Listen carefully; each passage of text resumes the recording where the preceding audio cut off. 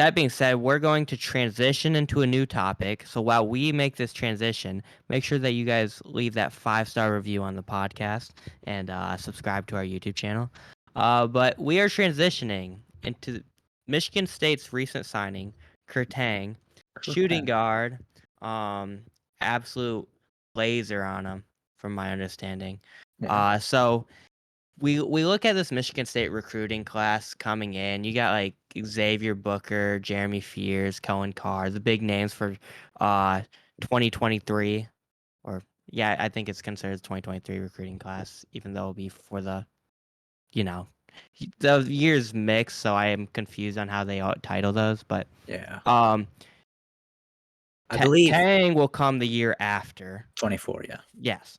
So, but just looking at what we have coming in this, Michigan State has coming in this year, and then having, now starting that next class after this most recent class, a lot of talk about Tom Izzo. Does he still have that touch? It seems like he's starting to bring in the best recruits we've seen him bring in, honestly, maybe in his career.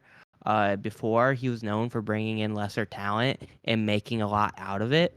And now, outside of Miles Bridges and Jaren Jackson, it seems like he's getting his biggest names yet. And I guess, where do you think their potential is here in the future going forward with Tom Izzo? I think they're in pretty good hands. I mean, Tom Izzo's a pretty good coach. He has a good level head about him.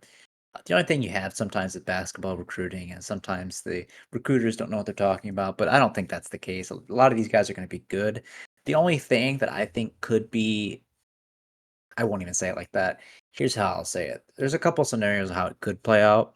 Obviously, you have to deal with team chemistry because stars are Yeah. great. Getting great talent is great. I've seen it with my own basketball team, and I've seen it not mesh out. Now that the quality of coach right now between Juwan Howard and Tom Izzo is not the same, to be fair, but sometimes talent doesn't mesh. Sometimes you have You guys could that play for themselves and You could do what they see got to do. that. You could see that with Kentucky. Kentucky has that Mhm. big problem with Calipari. It's just they haven't been good since like 2012. Like since Booker and John Wall and them, they just haven't been that relevant recently.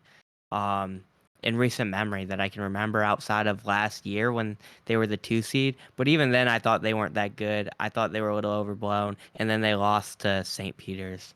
So the tournament didn't go well. They choked right away after putting together a good regular season. So we've seen it. And we've seen Tom Izzo before. Jaren Jackson, Miles Bridges. Those teams did not do well in the tournament. And Right. I think that may scare some people knowing that. Yeah, I can see that. And the only thing about, college basketball and hoops is some of these guys are one and done players. So by the time they're finally at their, best potential, they're off to the NBA. And you really never get a chance to see all these guys, kind of commit at the same time. Like you'll have your 2024 commits, have your 2023 commits, but the best players that are usually one and dones tend to just leave. That's Yeah. the one thing that's frustrating about, college basketball is you could have this tremendous athlete. He could do so much for your team, but if you're meshing at the right time and the results aren't there, sometimes they leave and it completely like resets things. But I think they'll have a solid team next year. I don't have any issue with saying time is, so we'll get the guys rolling. Whether or not they have this tremendous season is up in the air, but I certainly think that by tournament time they'll be at their best. I will say the trickiest thing with Tom Izzo and his program is he's not a big transfer portal guy, but so you kind of wonder if that spreads into his recruits. Like, are they less likely to transfer because they know he's not going to go into the transfer portal trying to replace them? Because we know that was a thing this year. Is he told his players, like, I'm gonna trust you guys. Like, I'm not gonna go out in the portal and replace you. I'm gonna trust you guys, and I need you guys to put in the work. And that was what he was about. We dealt with Julius Marble transferring, but that was it. It wasn't the biggest blow. I mean, it hurt, but it wasn't the biggest blow. It could have been worse. But that's why I fear with these top recruits probably the most is like in college basketball. Like, I don't want to cheer for like failure for any of the players, but you almost like want the player to be like good but not good enough so you can keep him and continue developing him.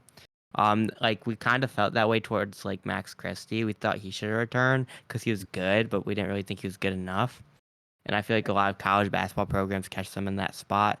But now with these high recruits, you're gonna have this problem where it's like they're gonna either like Xavier Booker, what I'd fear with him being such a highly talented player and have so many expectations. He's either gonna be great or he's gonna be disappointed and just transfer.